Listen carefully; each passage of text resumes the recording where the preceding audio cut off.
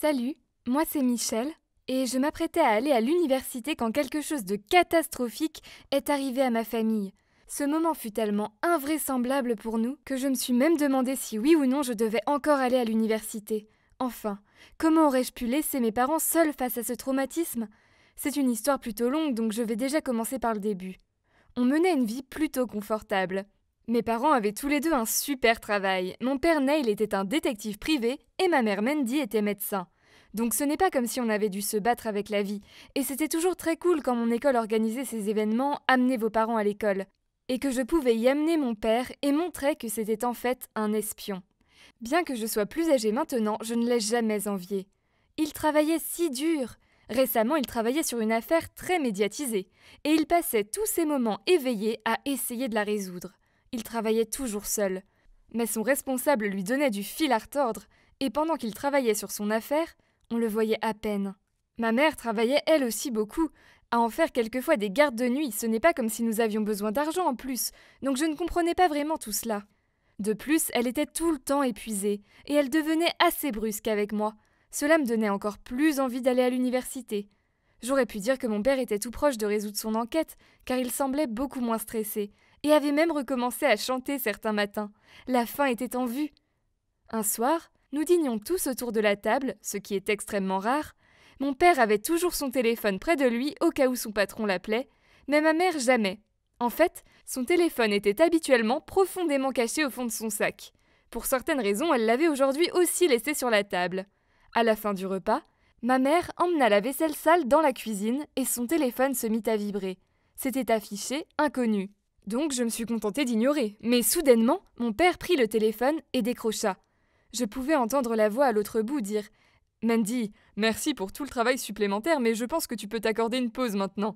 Neil l'a presque résolu, merci de garder un œil sur lui.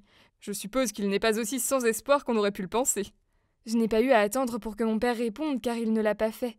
Il a juste lâché le téléphone sur le sol et se figea sur place. J'ai avalé, c'était mauvais signe, c'était très mauvais signe. Pourquoi le patron de mon père appelait ma mère? J'ai tout de suite reconnu la voix, parce qu'il appelait mon père tout le temps avec sa voix forte et bruyante.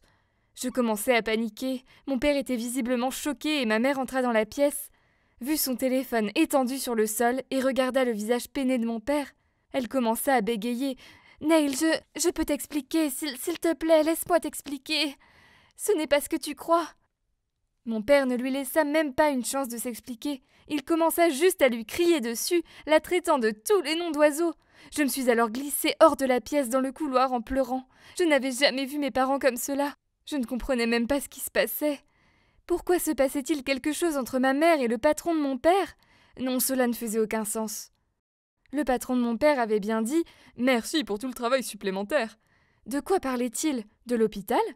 Enfin, ma mère avait énormément travaillé ces derniers temps. Puis tout a éclaté. Qu'est-ce qui se passait? Tandis que je me tenais là, dans le couloir, et que j'écoutais, j'avais l'impression que j'allais m'évanouir. Il est apparu que ma mère travaillait pour le patron de mon père, en tant qu'espionne sous couverture, depuis 20 ans. Alors bien avant même qu'elle ait rencontré mon père. La seule raison pour laquelle ma mère a commencé à sortir avec mon père, c'est parce que son patron lui a demandé. Il voulait savoir si mon père pouvait faire un bon espion. Il a alors demandé à ma mère de le surveiller et de lui faire un rapport. Je n'arrivais pas à y croire. Mon père était tellement en colère. J'ai entendu des tasses voler et il pleurait même.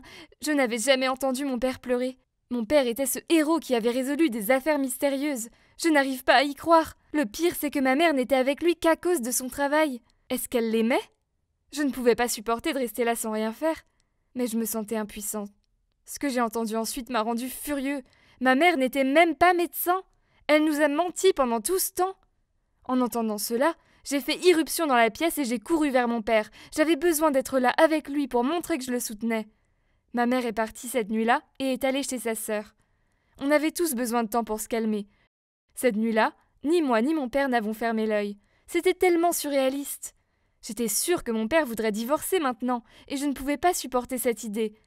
Le lendemain, maman est rentrée à la maison et a continué à s'excuser pour nous avoir trahis pendant toutes ces années, et elle a dit que même si elle avait commencé la relation parce que son patron le lui avait demandé, elle était vraiment tombée amoureuse de mon père, et qu'elle ferait tout pour se racheter, même si cela voulait dire quitter son travail. C'était le moins qu'elle pouvait faire, a dit mon père. Tous les deux ont fini par démissionner et maintenant, ils démarrent leur propre entreprise ensemble. Cela a pris un certain temps, mais la vie est lentement revenue à la normale. La trahison n'est pas chose facile à pardonner. Mais le moins que l'on puisse faire est de donner à la personne une chance de s'expliquer avant de décider ce qui va se passer ensuite. Avez-vous déjà découvert qu'un de vos proches cachait un grand secret ? Qu'est-ce que cela vous a fait ? Partagez votre expérience avec nous dans la section commentaires.